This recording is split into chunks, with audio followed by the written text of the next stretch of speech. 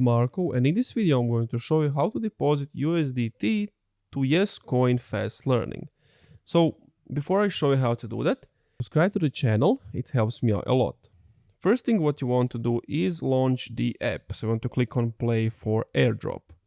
Once you have done that, you want to go to the bottom left under earn and connect your wallet if you haven't already by clicking on the connect wallet, or at the top connect on wallet.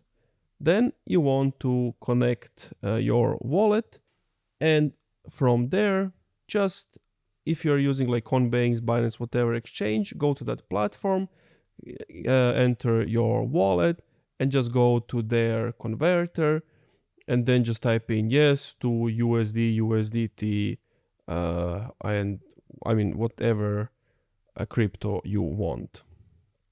And that's it. Thank you for watching this video. If you enjoyed, leave a like, comment, subscribe.